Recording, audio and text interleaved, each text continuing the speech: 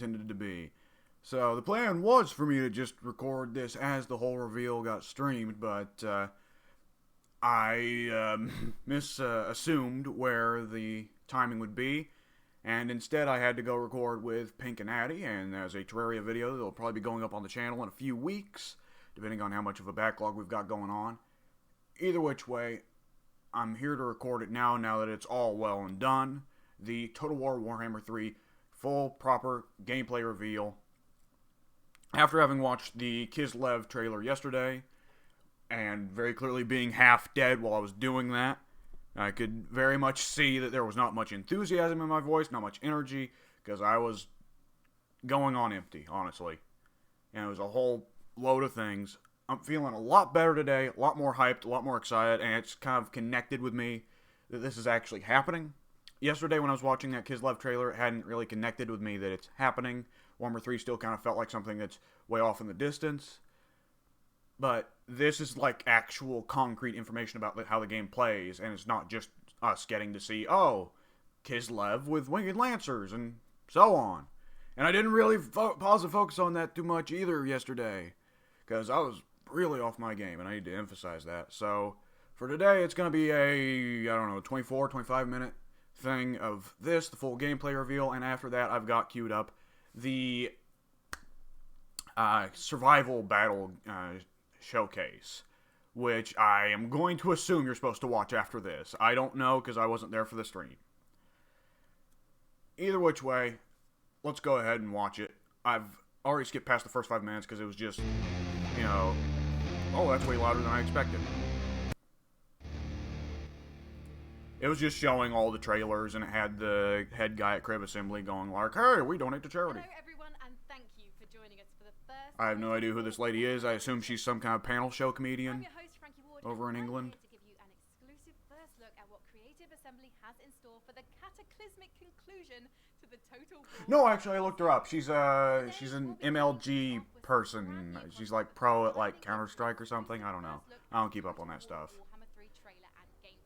So they didn't just hire some random comedian off the street. They went with someone who has actual relevance. You can expect to experience. So, without further delay, let's get started with a glimpse into the vision for Warhammer 3 from game director Ian Roxburgh. I do want to know, I'm not going to be talking too much. This is going to be a longer recording, and I am not going to be talking too much because this is probably going to be a lot of the game designers talking about the game. I will probably pause to get my word in edgewise, unless it looks like they're just not going to talk for a little bit, then maybe I'll talk more. But just wanted to give a bit of warning there for anyone who is expecting more of a video where I just constantly drone on about bullshit. Total War Warhammer 3 is the grand conclusion to the Total War Warhammer trilogy. The success of the first few games has actually enabled us to be far more ambitious and expand the scale of warfare like never before. When we first embarked on this epic journey way back in 2012, we just looked at this incredibly rich and diverse amount of content that the Warhammer Fantasy universe has in it, and really wanted to make a game that contained everything. But it was very apparent early on that there's no way we could put all that stuff in and do all of it enough justice, both in terms of a Total War game and in terms of the incredible IP, just in one game. So we decided we need to do a trilogy, 3 massive games in their own right, but then fans who have played all those games and enjoyed them will get the opportunity to play one giant game at the end that combines all the content from all these 3 games in this massive, massive world. It's the game we want to play as developers, and it's the game we knew our fans would ultimately want to play.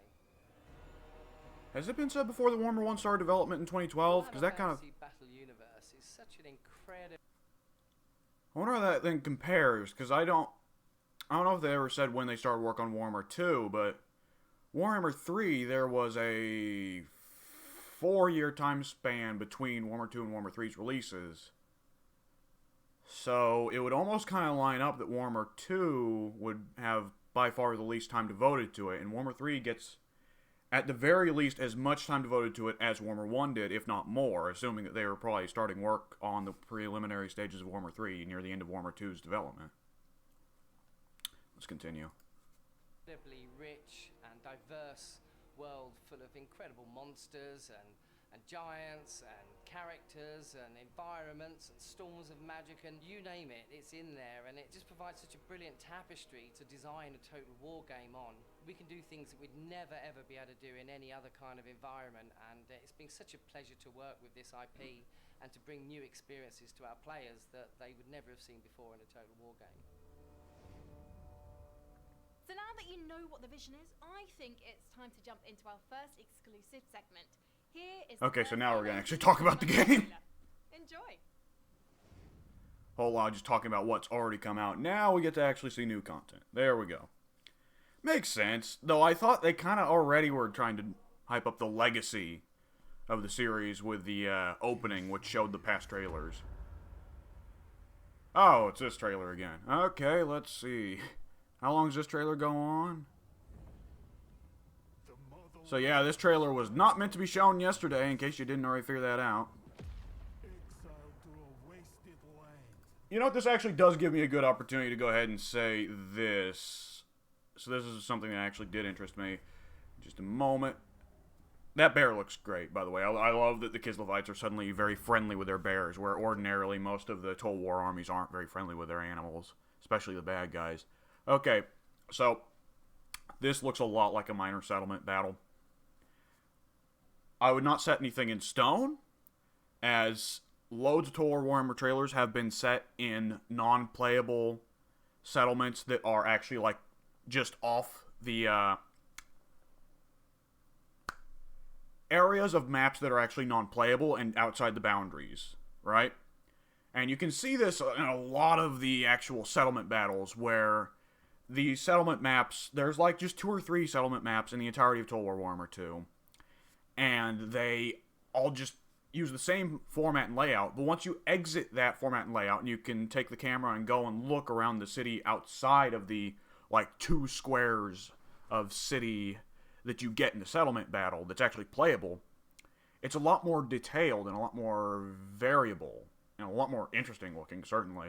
Especially some of the Bretonia maps. Some of the Bretonia maps look positively crazy when you actually exit the playable space. So that could be happening again here, but it is well known. Everyone says it. It is the most common opinion, and Crave Assembly knows by this point because they've said themselves, sieges are a problem. Now, this looks like an unwalled settlement. Crave Assembly might decide they don't want to do unwalled settlements, particularly because it would be so much work to go back and make unwalled settlements for the 13 races that are already in the game that can own settlements. But at the same time, this has been at least 4 years in the making. They've had time to make this kind of thing. If they want a big feature on the box of Warhammer 3 to be sieges are amazing, and now featuring minor settlement battles and so on, and multi-walled sieges or whatever stuff they're implementing, that would provide a good justification for them to implement stuff like this. This could be lies. This could be something that is just going to exist off on the right side, unplayable corner of the map when you are attacking a Kislevite settlement.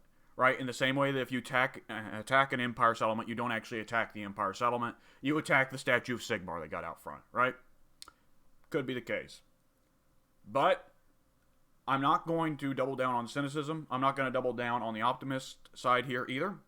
I think siege overhauls are guaranteed. I think more than likely we are going to get new maps for walled sieges, but I am iffy on the idea of whether or not they'll implement unwalled settlements, just because while it would be really cool and add a lot of variety to the game, it just wouldn't be as flashy, and Crave Assembly hasn't shown any indication that they are looking into that, right? As opposed to walled settlements, which everybody knows are a problem.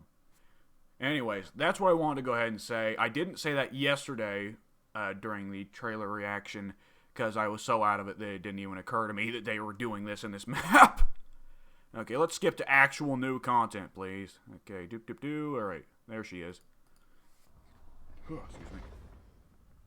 Wow, that had everything. Giant elemental Good bears, take. bloodthirsty demons, and one cold-blooded ice witch that you wouldn't want to mess with. And now, for the moment you've been patiently Are they ever going to have her say anything of substance? World premiere of Total War Warhammer 3 gameplay. It's time to unsheath your swords and get ready to invade the realm of Khorne in the My beard is all all-new kinds of survival messed up battle today. mode. Let's jump into the action. Mainly, my hair ain't too nice either. I don't normally let it get this long. My definition of long. Here it is, the first look at Total War Warhammer 3 gameplay. Khorne. Today we'll be testing our mettle in an epic new game mode, Ooh. Survival Battle. Survival battles drop us into the heart of enemy territory. To prevail, we'll need to deploy our defenses by spending supplies on a variety of barricades, projectile towers, traps, reinforcements, and buffs. In this particular survival battle, we're taking the fight to Khorne, seizing 3 victory points as we progress through the ruined fort with the Brass Citadel and its gatekeeper as our goal. But our invasion into Khorne's domain will be hard fought. We'll be repelling 3 waves of lesser demons before going toe-to-toe with an exalted bloodthirster. So the leaks indicated that the enemies you fight in survival battles are much weaker than the variations you'll see outside of that. But with that said, boy, it looks rough that you have to start off by taking out 8 units of bloodletters with this with this setup of units. Admittedly, Total War Warhammer has so far gone with very difficult arrangements for pre-established battles, which really is difficult by my standards. I'm not great at Total War Warhammer, and I don't cheese, so that's a big hit against me. But I guess it makes sense, of course, that you'd have to take the first point yourself. But I wonder if you can already start spending money on stuff, because there's a lot of people, including myself, who will find a way to fumble this. Ooh, let's go back. I'm a nerd. I'm gonna be pausing a lot to just look at tiny little things, like just little UI elements. And I do want to know, I'm liking the Kislev UI so far. I find it a little odd that we've got... Oh no, they changed that. I think in the leaks there were like 8 pointed stars of chaos up here. It was kind of a chaos UI, but now it's a proper Kislev UI. I like it a lot.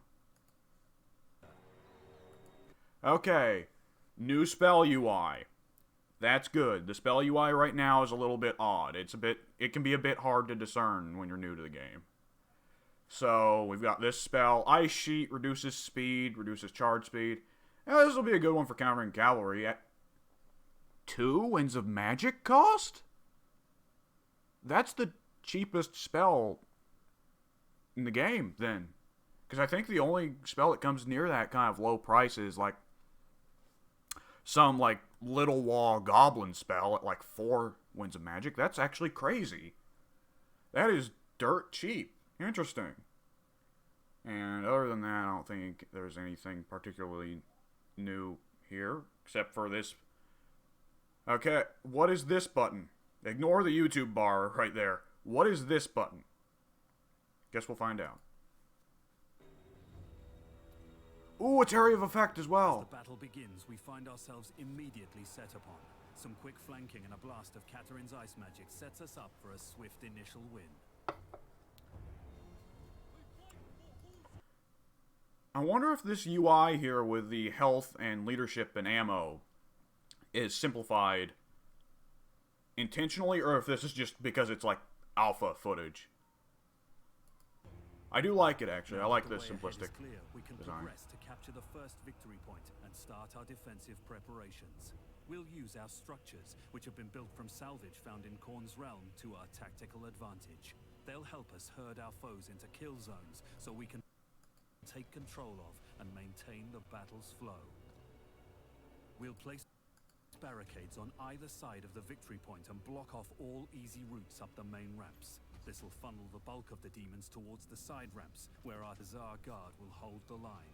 Meanwhile, our tower... That is Sargard. That is Sargard. Okay, I've been thinking it's Sargard for a long time, and nobody else has been calling him Sargard. I thought I was going crazy. Kossars and Katarin will tear them apart. Here they come. So, in one barricade spot, they set up like caltrops, and another one, they set up a wall that can be mounted from behind for the Kossars? Interesting.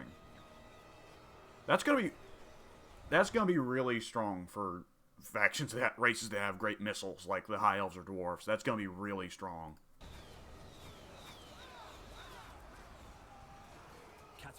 her lure of ice to quickly slide between engagements. To help ease the load on our guard, we'll use her devastating Frost Fang ability and Heart of Winter spell. Interesting. Against such insurmountable I like odds, our warriors are sure to tire and take losses. Thankfully, we can keep our army fighting fit with the replenishments menu. Ooh. Huh. Likewise, we can dramatically improve a unit's performance with the upgrades menu, where we'll buff weapons, armor, and other essential items. It's Rome 1, Medieval 2 armor and weapon upgrades. Though I guess it's more Rome 1 since there's probably not going to be a visual component. But that's interesting that you get basically some spells that just cost money instead of ones of magic. But that won't be enough to take us to the Brass Citadel. We'll need to call fresh troops into the slaughter with the recruitment menu. We'll need to call fresh troops into the slaughter with the Streltsy. recruitment menu. Goddamn, Streltsy are expensive. Ooh! Interesting, they're way more heavily armored than I was expecting. Fence is holding thanks to our Streltsy reinforcement.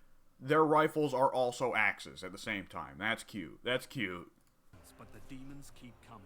Our goal lies beyond the first victory point, and we need to press onwards. With the bulk of the enemy in one convenient narrow corridor, a decisive charge from our winged lancers should put a swift end to their assault. I'm curious just how much of the roster we get to see now, because I saw where Zerkovich uploaded some roster, like, in detail roster showings. So, did they let, like, Zerkovich get a full look at the full Kislev roster? Because that's going to be pretty big if they let him do that. I won't make a video on that, but yeah, that'd be pretty nuts if we can go ahead and see the Kislev and possibly Khorne rosters right now. Press our invasion deeper into enemy territory. Well, no, it wouldn't be nuts. It would be exactly what I expected, but I'd be really happy to see it.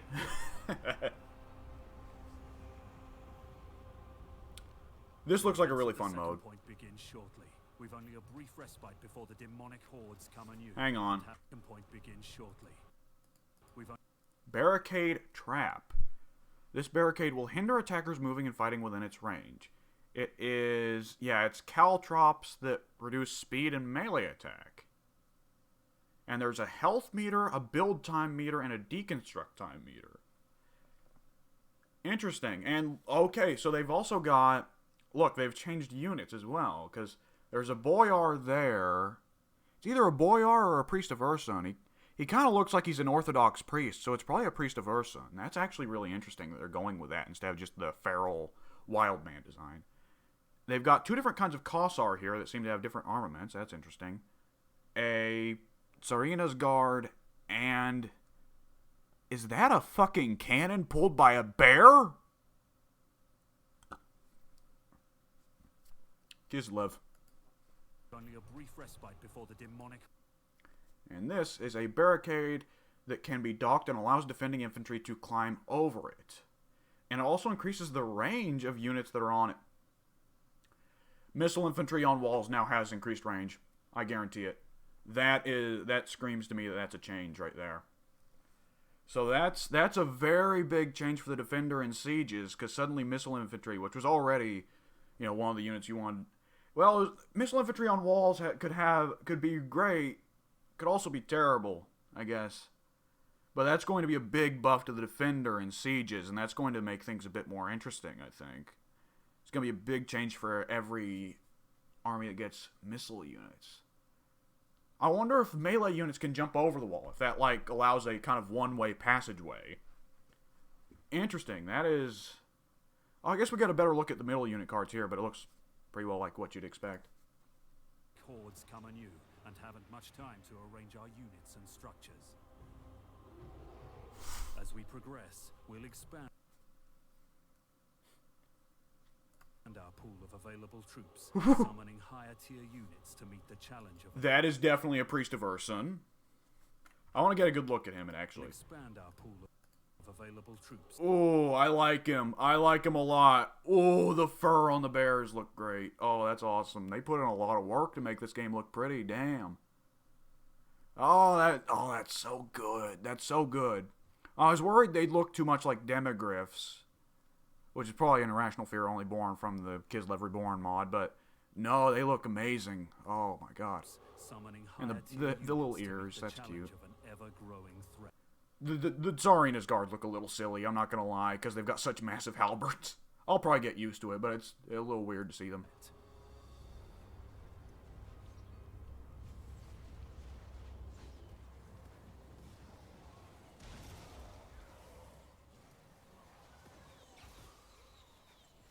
With healing and buffing abilities, and a bear mount to briskly carry him between units in need, the Patriarch is a strong addition to our forces. Yeah, that's definitely supposed to be Orthodox Christianity right there, if it's a Patriarch. Many a Chaos slave has fallen to Little Grom's ancient... What's the name of that unit? Many a Chaos... Little Grom. Okay. Slave has fallen to Little Grom's ancient and roaring fusillades. Fighting alongside it stokes pride into the hearts of all Kislevites. And rightfully so. Right now, Little Grom, with help from the Ice Guard and other units, is making steady work of the demons assaulting our western wall.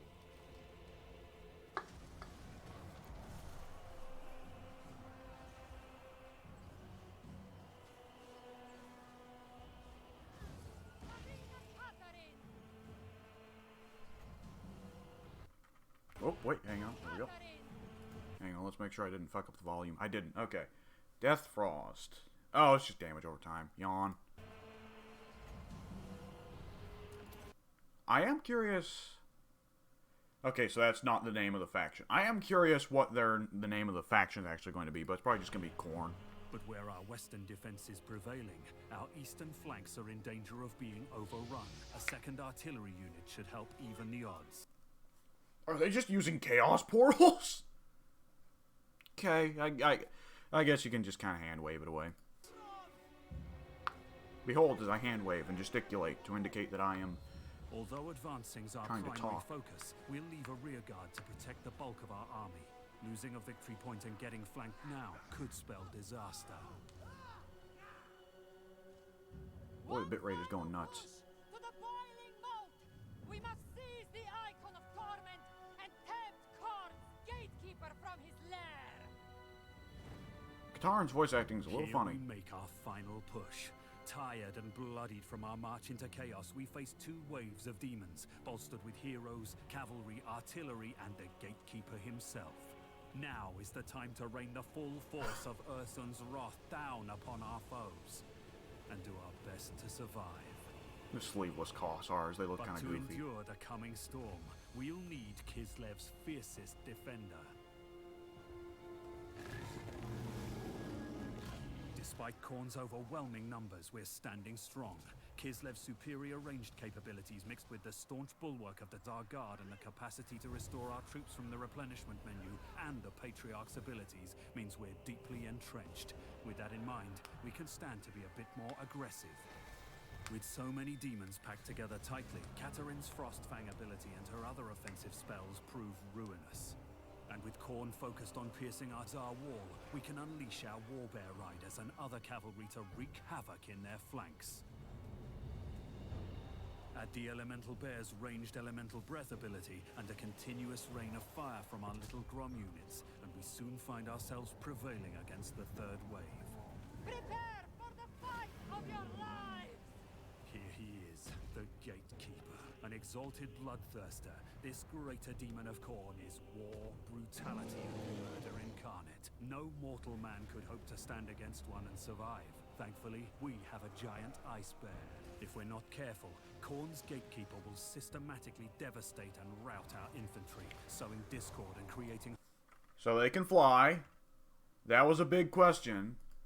Thankfully, we have a giant ice bear. If we're not careful, Khorne's Gatekeeper... Is that just an attack animation, though? It doesn't look like one. It looks like genuine flight. Rout our infantry, sowing discord and creating holes in our wall. We need to keep him focused on the elemental bear whilst peppering him with ranged attacks and spearing him with our anti-large infantry, like the Ice Guard. The quicker we tank the Gatekeeper down, the sooner we claim victory. combined might of Katarin's magic, the elemental bear's ferocity, and the continuous assault of our army is too much for even Khorne's greatest of champions. We stand triumphant. But Khorne is not the only dark god with a realm in...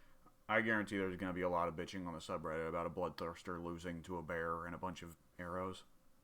this accursed place. The battle is won, but the war goes on. Okay, that was pretty good. I'm definitely excited for that game mode, actually. Ian, thank you so much for joining us. And I have to say, that survival battle was wild. So how does it feel to finally reveal gameplay? Well, I don't thank care. you. Yeah, it's been brilliant. We know how much. I know you got a fans pad have for been time, but eagerly like, anticipating the first gameplay footage, and the team and I are absolutely ecstatic to be able to finally show some. Particularly considering this is such a new and unique battle type that's never been seen before in a Total War game. The Realms of Chaos seem like a really bold design choice. Why have you decided to go beyond the mortal planes to include them? Well, first of all, it was always our intention to actually explore the entire Warhammer fantasy universe within the trilogy, and splitting up the four gods in this way has really given us an opportunity to look at each of them in more detail, because they're so incredibly rich and diverse. so the Russian leak was true. And the Chaos Realms themselves are a crazy place with incredible environments, and it's really given us a chance to explore new features and gameplay and bring some creativity and innovation that players may not have expected to see from the third game. Opening up the Chaos Realms has quite literally given us brand new dimensions to be able to explore in terms of gameplay and features. Is there anything you're specifically hoping players take away from their experience with the game? Well, first of all, I just want the fans who have played the game to really feel like we've ended off the trilogy in the best possible way and gone out with a big bang and made it the very best Total War Warhammer game we possibly could have. Throughout the design of the game, we've spent a lot... I do want to go ahead and say that, yeah, if the plan was to end a trilogy with a bang, then doing the two things that everyone thought impossible, which were do the Realms of Chaos, do the Far East, mission accomplished. Both of those things were things we all thought were impossible. Now, I was apprehensive about the Realms of Chaos, but I vocally was very much in favor of extending to the Far East. But yeah, they just inherently, from going there, they've already exceeded expectations. I'm glad to see the Realm of Chaos, at least Khorne's corner. I'll be more interested to see the other three gods, because Khorne is the least interesting Chaos god to me. And I am really waiting for Cathay. A lot of time really understanding what our fans have wanted. Especially if we get to see a little bit of Nippon and Kresh in the map. And tried our very best to get as many of those things in as we could. This is the third game in a trilogy, and so we really want people who have played the first few games to still feel familiar with the game and immediately feel comfortable that it's the same environment that they've immersed in for hundreds of hours playing the first few games, but at the same time bringing loads of innovative and interesting new features to keep them challenged and keep surprising people with things that they may maybe not have expected in the third game. But ultimately, the whole trilogy is all about fun. That's been the guiding factor from the start. We really want people to just jump in and from the word go, just have hours of fun playing the game and immersing themselves in this incredibly rich and unique universe. I couldn't agree. The funny thing is that with how video games look in 4K, 60 frames per second, yada yada yada, so many visual effects nowadays, is that nowadays we're starting to see more and more cases of games that look way better in actual gameplay than the fucking trailers. And a decade ago, that kind of concept would have been a fucking joke. Because those look like good map designs and stuff, but the bitrate is going fucking nuts because of the 4K and the 60 frames per second. So it doesn't look great in this trailer, even though I'm running it at the highest resolution available for this whole thing, because the bitrate couldn't handle it. Because this was originally a stream, after all. More, Ian. But finally, is there anything Hand you'd like gestures. to say to the fans watching? Yes, we'd like to thank them all for their incredible support and devotion over the last few years with Warhammer 1 and 2. It's been incredible, and as developers, that's why we do it. That's why we get up in the morning to make games I like how you can see the little teaser thing in the background there that released with the December stuff, Thank you very much for all the kind words, and the December we just wallpapers. hope Yeah. that we've been able to make Warhammer 3 the kind of game you all wanted and expected, and you love that as much as you love the last two. Ian, Is thank there you for anything they're joining me actually going to today, say after and this, good or is the luck rest of with it the just going to rest be of the development. talking about Thank you Creative very Assembly and their Before business we wrap policies? things Because up, let's get some Creative insights Assembly has from a the tendency to do development that. teams about what you can expect to experience within this chaotic world.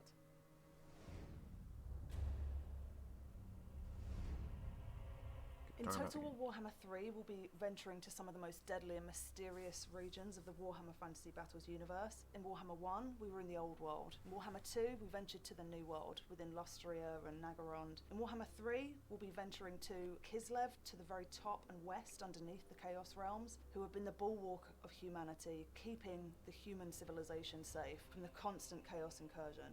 But to the east, we have the mysterious, private, and very ancient civilization. They don't show concept art for them.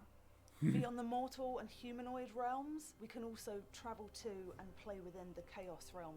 The very last trailer we see, guaranteed, is going to be Cathay. That's the big surprise, because everyone else, we've got at least some idea of what they're going to look at. What they're going to look like. Cathay, we've got like 2 canon designs. And one of them just came out like a couple months ago with some tabletop RPG book. So Cathay, we got no fucking clue, really. So they're going to keep that on the down low. And we got to see Kislev. We got to see Kislev concept art. We've got to see Khorne's Realm of Chaos. Ain't got to see shit for Cathay. Themselves. 4 ruinous powers seek to rule over this place, ever seeking to slip their bonds. We have Nurgle, the Plague God, Slanesh, the Lord of Excess, Tzeentch, the Changer of Ways, and Khorne, the God of Blood, Slaughter, and Rage. The inclusions of areas like the Chaos Realms has given us the opportunity to showcase the most visually distinct gameplay in Total War history. It's also allowed the design teams to really experiment and innovate with new gameplay features such as the survival battles, which really accentuates the horror and majesty of these demonic realms. The focus on the eastern fringes of the map has really allowed us to explore never before seen races in such detail in any Warhammer IP. She just said, exploring never-before-seen races in whole new detail. That obviously means Cathay, duh, but the active part there is plural. You know, it's plural, races. Maybe she's just talking about Kislev, because technically we haven't seen... No, we've seen Kislev before, so I guess that wouldn't classify as never-before-seen. Nippon and End and Crush, please. Please.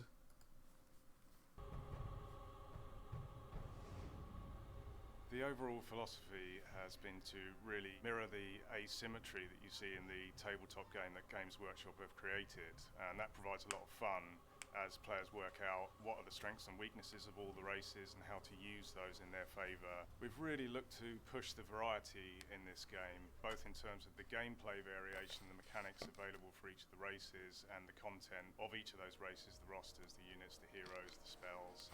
Kislev have a quite conventional style with their army. They're built around rock-solid line infantry, and the good thing about their line infantry is a lot of it is hybrid infantry, so not only is it awesome in melee combat, but they have powerful missile weapons as well, which allow them to thin the enemy as they approach. They're bolstered by the Patriarch characters who will stand behind them and have a variety of support abilities, which will enhance the infantry's ability to hold the line. Alongside those, we have Ice Witch. I like the little notifications along the right side. Your building is under attack, your building is under attack, your building is under attack. Thank God they don't have a noise attached to them, because that would get annoying quick. And Frost Maidens using the Law of Ice and the Law of Tempest, which are 2 very powerful spell laws, his ability to hold the line. Alongside those, I always fat finger the arrow keys. Okay, there we go. we have Ice Witches and Frost Maidens using the Law of Ice and the Law of Tempest, which... Okay, so we've got Lord and Hero level Ice Witches.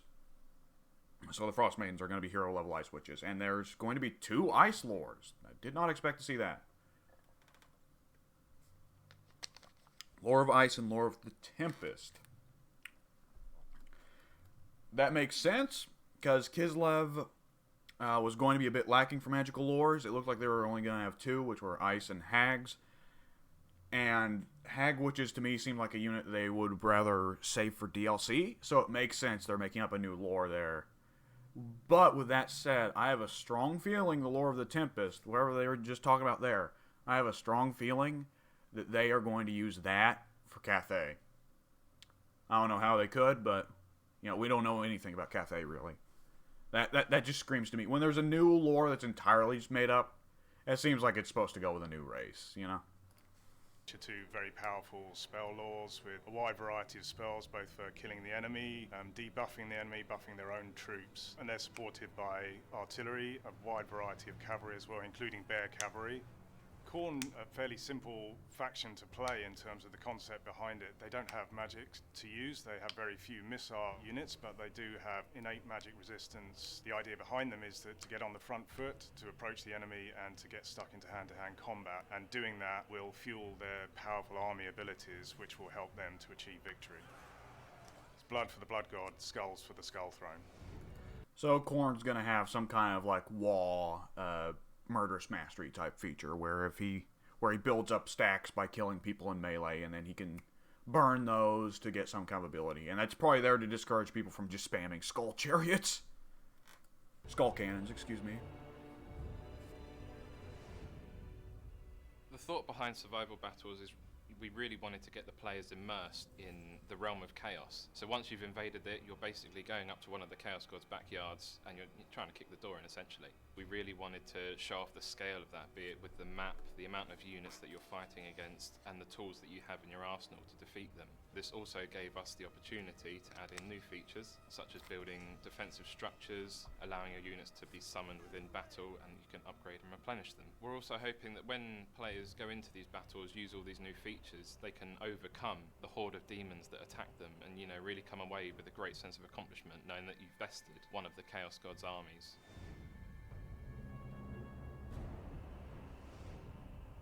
The artistic philosophy has kind of been bigger, better, badder in terms of the way we've kind of developed the art. Everything is kind of done at a grander scale. It's done to be much more gruesome. It's done to be much more interesting and exciting, especially with a lot of the new races coming in. We really want to make sure that we differentiate the game from the first two games, whilst also making sure that it fits within the same universe and feels part of the trilogy.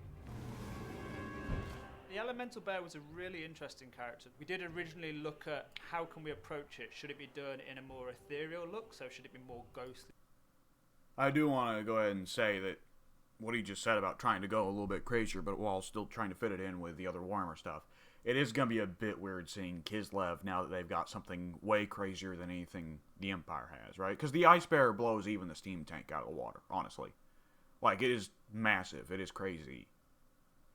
And considering Empire and Kislev are always supposed to be the kind of more mundane human races, which I am not set in stone on, I am not doubled down on, but I know a lot of people are, it is going to be strange to see Kislev change their identity so much and the Empire stay as what they are.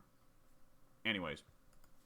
More spell-based, or should it be much more of a physical entity? Is it something that is physically created, or is it something that is generated by the army or via a spell? And so we came up with a nice compromise where a spell is cast and then the unit kind of comes together out of a pile of snow and trees and rocks from the ground, and it turns into this massive entity basically, which is just capable of crushing vast swaths of units. And I think both us and Games Workshop were really happy with the approach, especially once we handed it to the animation team and really saw it moving. It's something unlike anything any players have seen before in game. In contrast to the Elemental Bear, for Khorne we've got the Bloodthirster, who is very much an equivalent in terms of the size. They're both quite ginormous, both quite massive, running around with an axe and a whip. And when you imagine these kind of units both attacking each other in battle, and you see these humanoid units running around, scurrying around their legs, you get this feeling from an old kaiju movie of these huge monstrous units taking each other on, and it really emphasises the scale difference between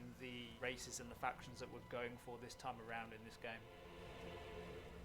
From an artistic point of view, we really want players to take away how big and bold we've really taken the franchise with this third game. We're really going to introduce quite a lot of new characters, quite a lot of interesting and diverse visual identity, which will really separate this from the first two games. From the gameplay point of view, we really want to show that we've taken the experience that players are familiar with from Warhammer 1 and 2 and really polished it and refined it, whilst also introducing some nice little surprises in there that will really make it the best plain Total War Warhammer game we've ever made. Cathay was such a pipe dream to begin with that when he says new characters, I'm like, oh, could that be a hint at Cathay? You know I know Cathay's in the game. I'm a dipshit. That's it from this Total War Warhammer 3. Alright, there we go. It seems that there's a lot to get very excited about. To keep up to date with all of the developments... Alright, what else we got? Is it just her mouthing off? Yeah, it is, okay. Yeah, I was unnecessarily mean to her. She's got a tough job having to be there and kind of get excited for a franchise she's probably not even invested in, honestly. Because she's supposed to be... I don't know, maybe she's one of those StarCraft types. I can't remember. Either which way. I am still hyped. That was not necessarily what I was looking for. I was expecting more discussions of improvements for stuff like campaign. But I realized that stuff doesn't look as exciting for announcement reveals, whereas a new mode does. And I get that. I will say Kislev and Khorne both look pretty great so far. I thought I'd have to go and watch another YouTube video, but it turns out I won't have to because the entirety of that survival battle showcase was within that stream there, which I guess makes sense. I don't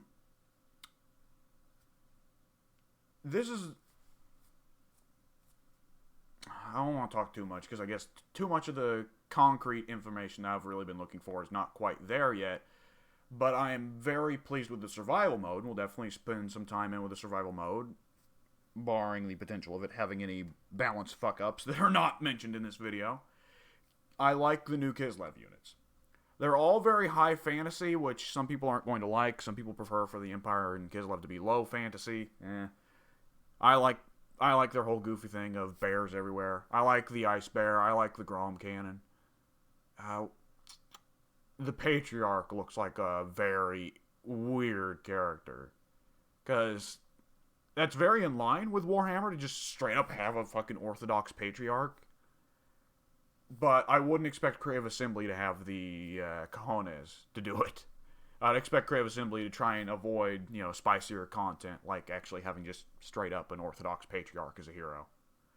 I'm glad to hear some of the information that we did, though, especially stuff that clears up a lot of information about Kislev that I've been wondering about. Particularly, as I mentioned earlier, the Ice Witch, Ice Maiden kind of thing makes sense. So, Kislev's looking pretty good. Kislev's looking like a lot of fun. Khorne, I've always been ambivalent about Khorne. I'll definitely play Khorne, because I play everybody in Total War Warhammer who doesn't have a shit campaign. Cough, cough, Beastmen, cough, cough, Chaos Warriors. But, yeah, Kislev's definitely my favorite of the two so far. But, I've just never been into Khorne's whole kill everything kind of story. It just doesn't interest me. And I hope I didn't bore y'all too much with my non-commentary for a lot of that. But I hope y'all enjoyed the video, and I feel like there was something else I wanted to say, but I'm forgetting it. And it's better not to drag the video out. So I will see you guys whenever you next feel like watching one of my videos. If you ever feel like watching one of my videos again. Later.